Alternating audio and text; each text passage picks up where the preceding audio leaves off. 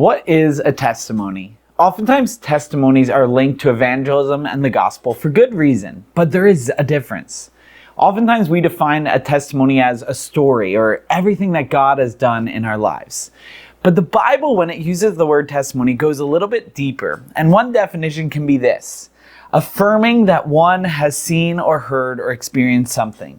So it's not just a fish story that keeps getting bigger and bigger, but rather it's affirming, even in the court of law, that something has happened. One verse in the Bible that talks about testimony is this: 1 John 5:11. And this is the testimony that God gave us eternal life, and this life is in His Son.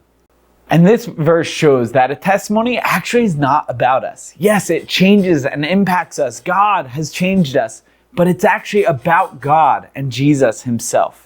That it's through Jesus that we can inherit eternal life through His finished work on the cross and our belief in Him. And so this is the most common testimony, is the salvation testimony through Jesus. But there's other testimonies, and some of them are here, for example. So salvation testimony, as we had talked about, overcoming fear, ability to love and forgive, healing that God has done, overcoming sin, and really anything that God has done for us, all of these giving the glory to Jesus. And so why are stories effective today? I would give you 3 reasons. First is that God actually impacts our lives today. Oftentimes religion and God is seen as this dying part of society or a side, non-important part. But when people see your lives changed, they're going to see that God is not only alive, but that He's impacting the world today. Secondly, is people will be seeing your life and they'll be curious.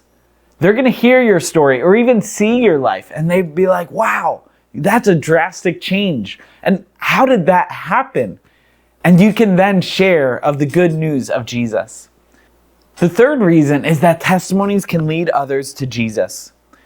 In John chapter 4, the woman at the well experienced Jesus. She was impacted and changed by her encounter with Jesus. Immediately after her belief, she went and told others everything that has happened to her and has changed her and pointed people to Jesus. And let's look at the results in John chapter 4, verse 39. It says, many Samaritans from that town believed in Him because of the woman's testimony. He told me all that I ever did. And so this woman didn't have all the answers. She didn't know every aspect and every answer to questions, but she knew that Jesus was there and that she had impacted her life already. And so we can see the power of the testimony that God uses. So now what? What do we do with this? First and foremost, I would challenge you to consider all that God has done for you.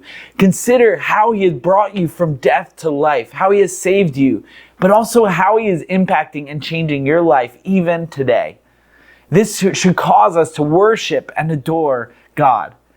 Second, start thinking of people that you want to share your life story with, your testimony, all of the things that God has done and is doing in your life. God has placed people around you for a reason, and that reason is to share with them about Jesus. And so pray who that might be, and subscribe and tune in next time. We're going to be sharing how to effectively share your salvation testimony and also other testimonies throughout your life.